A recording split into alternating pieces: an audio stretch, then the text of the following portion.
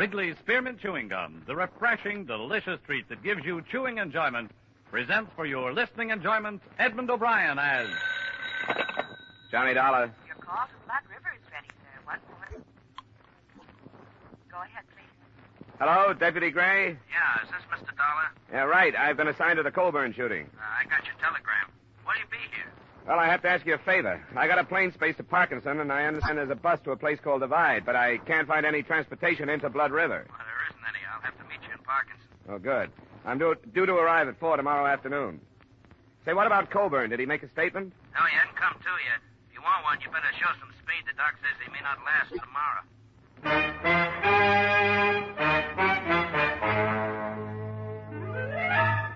The makers of Wrigley's Spearmint Chewing Gum bring you Edmund O'Brien in another adventure of the man with the action-packed expense account.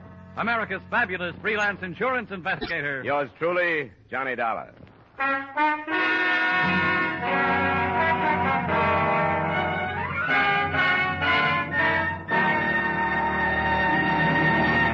To make every day more enjoyable, treat yourself often to refreshing, delicious Wrigley's Spearmint Chewing Gum.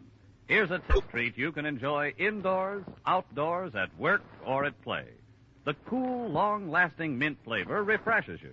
The smooth, steady chewing helps keep you fresh and alert. Adds enjoyment to whatever you're doing. Wrigley's Spearmint Chewing Gum. Healthful, refreshing, delicious.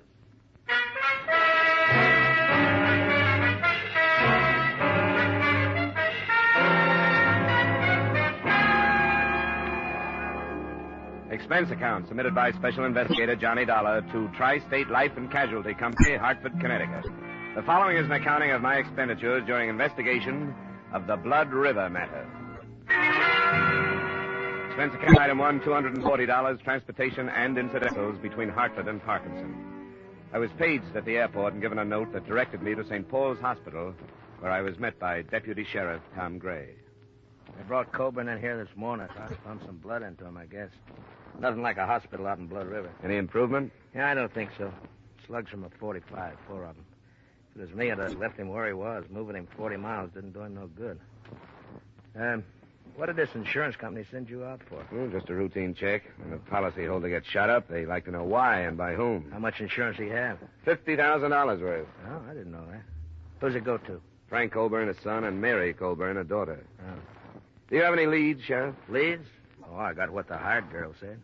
What was that? I didn't hear about it. Oh, she was a witness. She was in the kitchen that night. A man knocked on the door, asked for some grub. Old Colburn walked in, started to shoo him away, and the man shot him down. Have you got him? No, not yet, but a posse's out hunting. We'll find him. Come on, operating room's down this way. Tom, have you heard any news? Not yet, Mary. Hello, Frank. I didn't know you two were here. Yeah, we came in as fast as we could. This is Dollar. He's from your pa's insurance company back east. Miss Colburn, Frank. Who sent for you, Dollar? The insurance company was notified of the shooting. They asked me to come out. Why? I don't think this is the time to talk about it. It's just the way they work, Frank. They like to look into things like this. Come on, Dollar, in here. Oh, Tom, wait. Can't we go in, too? The doctor told us to wait here, but we've got a right to go in if anybody has. Well, I guess you have, Mary, but the doctor probably thought it'd be easier for you this way if something went wrong, you know. Well, it isn't. I want to be with him. I have a right to be. All right, Mary, if that's the way you want. You too, Frank? I don't see how it'll do anybody any good, but I'll come.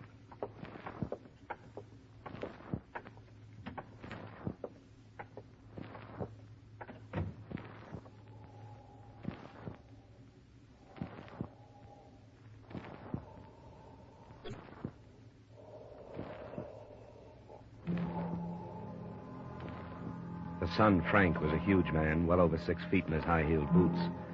But the figure on the operating table must have towered over him during better days.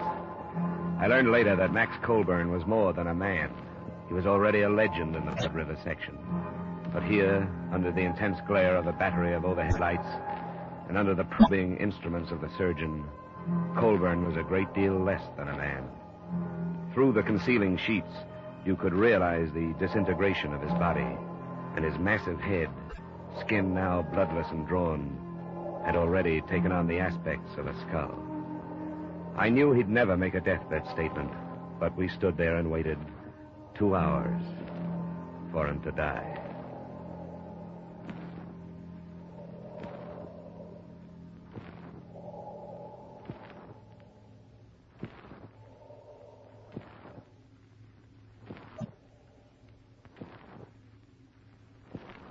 That's all, nurse. Jot down the time, please, and notify the coroner. Yes, sir. 6:15. Oh, now, Mary, don't do that. It won't do no good. Oh, Tom, what'll I do? What'll I do? You'll be all right, Mary. Frank, take her out of here, will you? Come on, Mary. There's nothing anybody can do now. If it had been me, Doc, I'd never brought him in. Old Bull might have made it in Blood River. I'm sorry, Gray. He had to be moved. No facilities at all out there. It's your business, I guess. It was point-blank range, Gray. Multiple punctures of the stomach, single puncture of the right lung. He had to be moved. How do you do? Johnny Dollar, Doctor. Oh, I'm sorry. Dr. Fulton. Mr. Dollar is representing my insurance company. How do you do? I'm sorry I couldn't save him, Dollar. I know you did everything you could. Yeah. Who was it that shot him, do you know? Not yet. I hope you'll find him. Max Colburn was a fine man. Yeah, the best. Now, what are you going to do now, Dollar? Go to Blood River? I'm still not satisfied about this thing. I'll put you up in my place. There's no hotel. Oh, thanks. I'd appreciate it. Well, nice to meet you, Dollar. Too bad it couldn't have been under better circumstances. You should never have brought him in. Well, he probably knew what he was doing. You think he shouldn't have been brought in? Why'd you let him? You're supposed to be the sheriff out here. There's nothing I could do to stop him, Frank. No, and there didn't seem to be anything you could do before to stop it either. Oh, now, calm down, The Frank. county don't pay you to run around with my sister. If you'd been spending half the time on your job that you do with her, this wouldn't have happened. That's enough, Frank. Now, shut up. And if Mary don't know it's mostly your fault, I'm going to tell her. He's a hot-headed buzzard. Yeah, I noticed. Can we make it to Blood River tonight? Yeah, we can make it all right. Look, Dollar, I want to tell you something. It's a funny little place, only about 300 people in it. They aren't going to like you butting in. They don't like strangers. I'm used to that. Okay, as long as I told you. My Jeep is out in the back in the parking lot.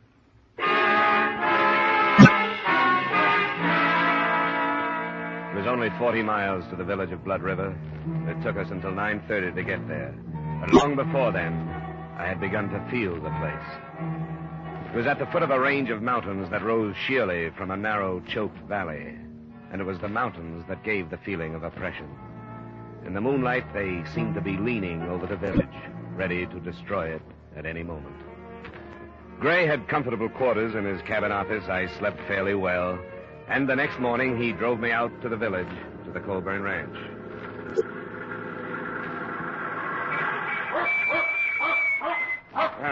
Quite a layout.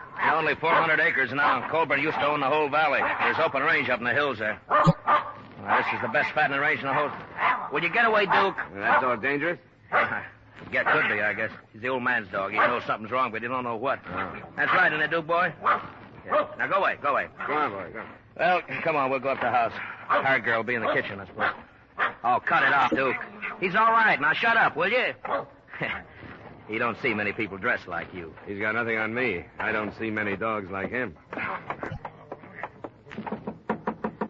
Millie, it's Tom Gray. I don't want to talk about it no more, Tom. I told you what I saw happen. Here's a man from back east. He wants to talk to you. Why? You tell him what I said. I did, Millie, but he wants to hear it from you. I see it all happen again. That's why I don't want to talk about it. But I will if I got to. Well, thanks, Millie. I'll make it short as I can. Go on, Duke. Now, you stay outside, boy. Go on. There. Well, this is where it happened, Dollar. He's lying right there. This way with his head on the table. Two of the slugs hit the wall there. Hey, you see the marks? Yeah. Was he lying face up? That's right. Went over backwards. Shot from about here, I'd say. Is that right, Millie? I don't know. I went in the sitting room when I saw there was going to be trouble. How much did you see? I told Tom. It was after supper and I was cleaning up. A stranger come to the door and said he was hungry. I yelled to Mr. Colburn. I have to ask him about things. And he started right away to run him out. I fed a lot of strangers. I never heard him act that way before. Did it sound like he knew this stranger? I couldn't tell. He started cussing at him, and I run in the sitting room and held my hands over my ears till shooting. Then I screamed. According to the description you gave Sheriff Gray, the man was short, stocky, with dark hair and heavy eyebrows. How can you remember anything else about him? I can remember one thing more. He was wearing some kind of a coat and a newspaper in one pocket. Mm-hmm. Would you recognize him again if you saw him? Oh, yes. I'll never forget him. Why haven't you caught him, Tom? We'll get him. Did you see him after you heard the shots? No. I run back in here and saw Mr. Colburn. Then I run outside screaming. Randy come out of the bunkhouse. I didn't see the man. That's Randy Drew. He didn't see the stranger coming or going. Colburn's son and daughter, where were they? They wasn't here. I don't know where Miss Colburn was, but Mr. Colburn wasn't home yet from riding fence. Millie. What? You telling the truth? Yes. You aren't protecting anybody. Of course I ain't protecting anybody. Why should I do anything like that? Who would it be? I only asked, Millie. That's all I want here, Sheriff. Good enough. Thanks for the help. Millie. Yeah, it looks like it's going to storm. How old is she? Huh? No, about 20, I guess. With a little work, she could be an attractive girl. She's peculiar. She grew up outside, but never quite did inside. How does she and Frankie get along? Pretty good, I guess. What are you driving at? Sometimes that stranger story sounds just a little too pat. Now, hold on. I take it that's the bunkhouse? Yeah, that's it. Now, how could somebody kill Colburn and then get across all this open yard before anyone ran out to check on the shooting? I don't know. I guess shooting out here don't mean what it does where you come from. Folks here do a lot of shooting. Well, Millie said she screamed. Yeah, it's pretty dark here, too. Mountains cut off the sun about 4 o'clock. Well, maybe so. I told you we found a gun in a ditch near here. She said she had a newspaper in his pocket. The gun was wrapped in one when we found it. Who's this? What? That looks like Charlie Baxter. Oh, yeah, it is. He was in the posse. I don't know what he's steaming that horse about. Hold it. Oh! What's the matter, Baxter? We got the killer. Found him at Silver Star. Oh, well, good. Where's he now? Bringing him to your place. It's Elmer Bryce. He came back? You better get in there. Right. You stay here and bring Millie in. She'll have to identify him. Use the truck. Okay. Let's get on back to town, Dollar. Who's Elmer Bryce? There used to be a hand here, just flunky. Kept the range string watered. Choked a colt to death with rope, and old man Colburn darn near killed him. When was this? Oh, 2 years ago. You know, in 35 years of ranching, Elmer Bryce was the first hand the old man ever had to fire. Folks around here ran him right out of the country.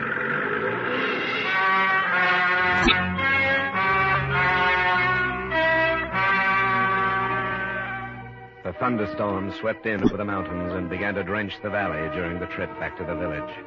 A group of maybe a dozen curious were huddled in slickers outside Gray's office waiting for a look at the prisoner. He arrived by car, went through the formalities of arrest, and a few minutes later, Colburn's hired girl walked into the office and faced him. That's him. He's the one. You swear on the Bible, Millie? Yes, I could never forget him. Okay. You can go on back to the ranch. Thanks for coming in. I'm glad they caught you. Oh, Millie. When they kill you, maybe I can sleep without seeing it happen all over again. That's enough, Millie. All right. Well, Bryce, you're under arrest. Anything you say will be used against you. I didn't kill him. You deny being at the ranch? I was at the ranch, but I didn't kill him. Well, what did you do? I was hungry. I thought I could get something to eat. He owes it to me. I can't get work no place because he talked about me so much. Nobody will hire me on account of the way he talks. It wasn't my fault that colt choked. He kept pulling and the rope jammed. Colburn, he told people I was crazy and I did it for fun. That ain't right. What happened at the ranch? Well, I asked the girl for something to eat. She called Mr. Colburn. He come and cussed me out and told me to get off his land. And I left. Millie says when he cussed you out, you killed him. I don't care what she says. What kind of a gun do you carry? I ain't got no gun, and you can't prove I killed him. Because I never did. Them two are straight. We want Elmer Bryce. Why did you go to his ranch instead of some other? I told you. Because he owes me something for what he done to me. Why don't you tell the truth so we can get on with this, huh? I didn't kill him. You hated him. I hate a lot of people. Listen to them. Who is it? What? Let me come in. Just a minute. All right, come in. Gathered fast, Gray. Must be near to 100 out there now. They sent me in to say they wanted Bryce. Well, they can't have him. You know how they feel about old man Colburn. They want his killer for themselves. I didn't kill him. Nobody can prove I did. I think you've waited long enough, Sheriff. You better get this man into a car and get out of here. All right. Come on, back on your feet. How to give you to him? I don't care what Give me a hand, Dollar. Sure. The faster we move, the better. Open the door, Baxter. Start out. We'll be right behind you. All right, let's go. Move, Bryce. Come on, move. Come on. Get to the car, Bryce, quick. Now go home, folks. Anderson there, you go home. And Phil, you know better than to do this. Now go on home. Right, get away. Let go. We don't need no outsider. Man, take care of this outsider. I got the killer. Use your head. This won't do any good. This is our business, Spencer. You ain't gonna stop it. Oh!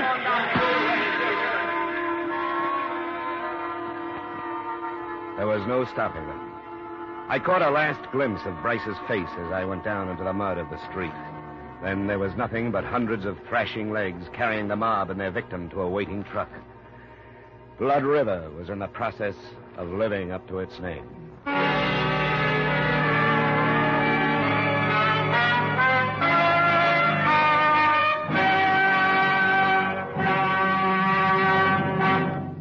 To make every day more enjoyable, treat yourself often to refreshing, delicious Wrigley Spearmint Chewing Gum.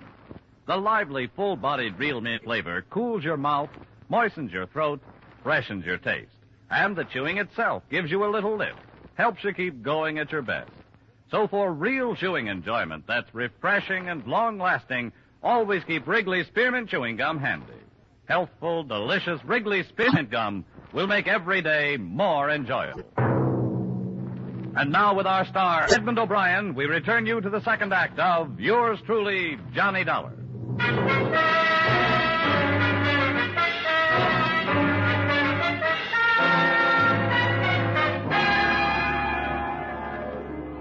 Deputy Sheriff Gray had fared worse than I. A boot heel had stunned him.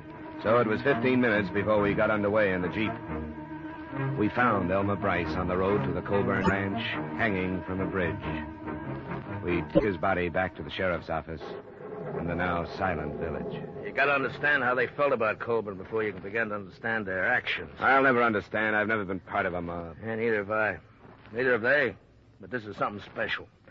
The old man is going to break up the rest of his land and parcel it out. He's done it before. He was loyal to the Blood River folk, and it meant they could have the land of their own. They could never afford it except the way he sold it. You're in a bad spot, aren't you? What are you going to do about this lynching? I'd like to call back the last hour and a half. That's what I'd like to do about it. Should have kept Bryce out of Blood River, but I didn't know. These people are my friends. I'll have to go into Parkinson and name as many of them as I saw. That's what you pay for wearing a badge, I guess. It's a lousy break. Is there anything I can do? I think I better strap on a gun. For the first time since I got this job. See there on the desk the receipt I made out when I took Bryce's personal things? I better have that. Is it there? Yeah, it's here. Sheriff? What? What's this? Who signed this? Charlie Maxwell. He signed because Bryce couldn't write. That's his X just above. He couldn't write. Well, no, he wasn't much for brains. You saw that. He couldn't write his own name, but he carried a newspaper around with him? Why? Just to have it handy for wrapping guns? Or did he learn to read without learning to write? Well, it's going to be a strange kind of justice, Sheriff. If he was telling the truth and your village killed an innocent man, those that go free will live with that for the rest of their lives. I'll leave the Jeep with you. I'll drive Maxwell's pickup into Parkinson. Yeah, thanks. There's some of my clothes and boots you can wear. Better get out of them wet ones. And just take this advice, will you? Don't go throwing your weight around. It's going to send them crazy. Be careful. I'll be back after supper.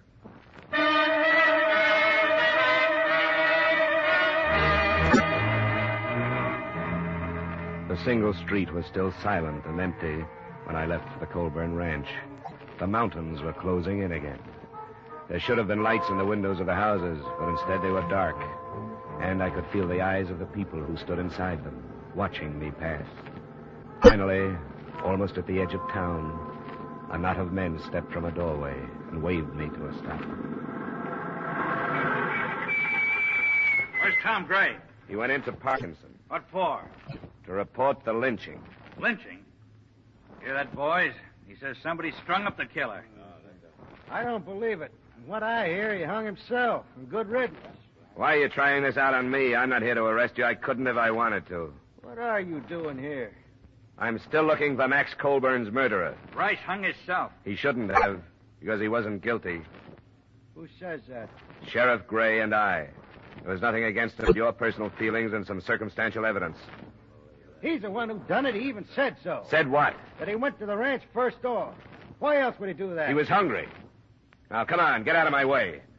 If you people think the rest of the story will help your peace of mind any, I'll try to get it for you. But Bryce was innocent. Think about that for the time being. Come on, move it, Ben. I'm coming through. Let him go, Ben. Come on, boys. He can't hurt us.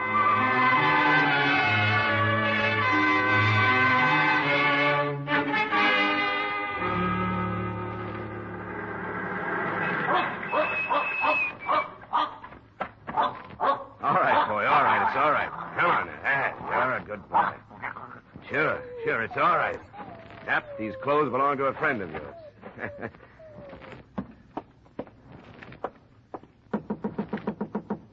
Who is it? Johnny Dollar, Miss Colburn. Oh, Who is it, Mary? it's Mr. Dollar, Frank. Oh, yeah. Come on in, Dollar. Thanks. We heard about Bryce. I'm sorry it went that way. Any man, I don't care what he is, has a right to a trial. Yeah. Lynching is one of man's least pleasant habits. This one especially, it looks like Bryce was innocent. No, he wasn't. Millie said he was the one. There could have been a lot of things wrong with her statement. She didn't see it happen. She only heard it. Somebody else could have taken advantage of Bryce's visit and done the shooting himself. I don't follow you. He did come out here. He admitted it, but I don't think he killed your father. He hated him. Mary, stop that. Sure, he hated him. Everybody knew it. With that and Millie's statement, who would bother to look any further than poor dim-witted Elmer Bryce? Oh, Frank. Oh, Frank. Shut up, Mary. Go on in the other room. Wait a minute. What's the matter with her? She's upset. Frank, you killed him. Shut up. You'd like that to be true, wouldn't you? You said you would. You said you would, and you killed him. I'm going to the sheriff, Frank, and don't try to stop me. She's off her head. Like everybody else in this blasted hole. Yeah? Why should she have said that? Because I lost my temper one night. Told the old man he better blow his own brains out before I did it for him. Because he forgot how to think with them. When was that? A couple of weeks back. Maybe I was hot enough to mean it at the time, but I cooled off. I wouldn't kill my own pa. Well, there goes your sister, Frank. Sheriff Gray mentioned that he was going to sell the rest of his land. Was that the cause of the trouble? Yeah. He didn't care what happened to his kids.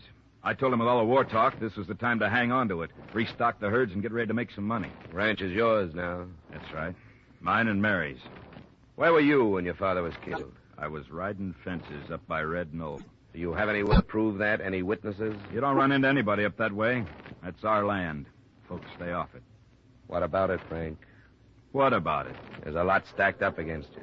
I know it. You can depend on my sister. You and anybody else who'd like to string me up for it. What about Millie? Was she in it with you? In it? Now, wait, don't get the wrong idea. I didn't kill my pa. There's a lot stacked up against you. Yeah, there are places to go. I don't like jails and courtrooms. I think I'll just fade until it blows over. That's not the way. You won't make it. You're gonna stop me? I'm being paid to see this thing cleaned up. I'll have to try. Get out of my way, Dollar. You sit down until the sheriff gets you. Get away from the door. You're an outsider. It's none of your affair. Now get out of the way. I said get out of the way. What's this to you? Stay where you are. You can't make me.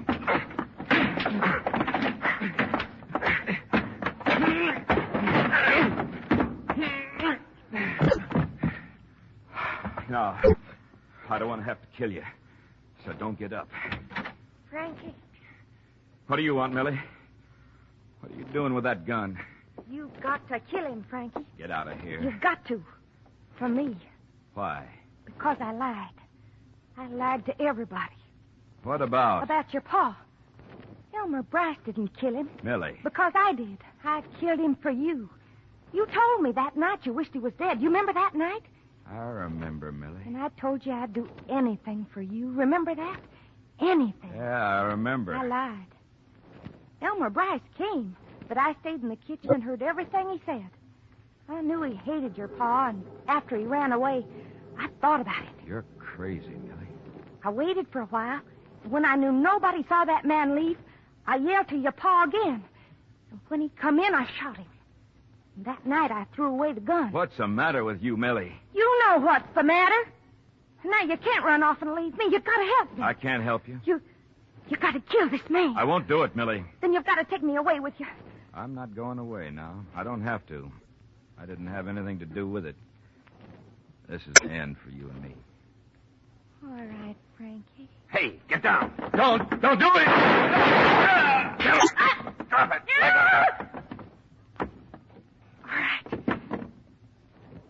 All right. I did it for him. Now I don't care what happens to me.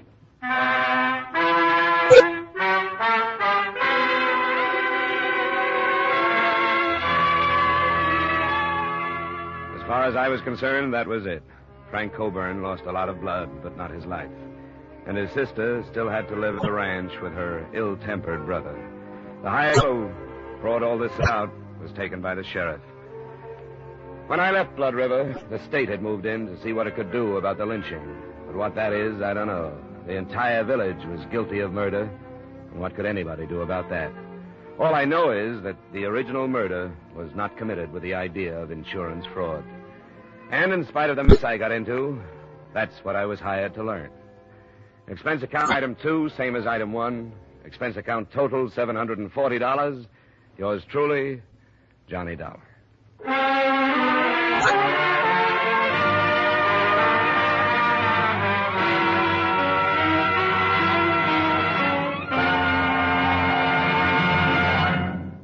Remember, friends, to make every day more enjoyable, treat yourself often to refreshing, delicious Wrigley's Spearmint Chewing Gum.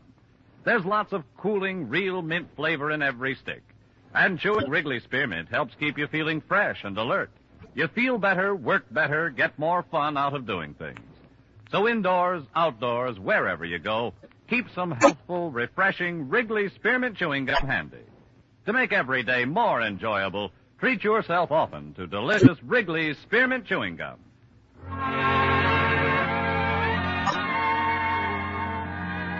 Yours truly, Johnny Dollar, is brought to you by Wrigley's Spearmint Gum and stars Edmund O'Brien in the title role, written by Gil Dowd with music composed and conducted by Leith Stevens.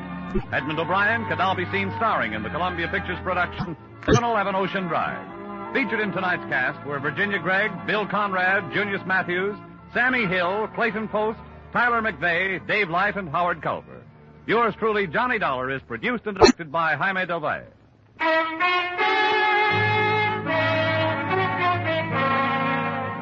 The makers of Wrigley's Spearmint Chewing Gum hope you've enjoyed tonight's story of Johnny Dollar and that you're enjoying delicious Wrigley's Spearmint Chewing Gum every day. We invite you to join us again next week at the same time when, from Hollywood, Edmund O'Brien returns in another adventure of... Yours truly, Johnny Dollar.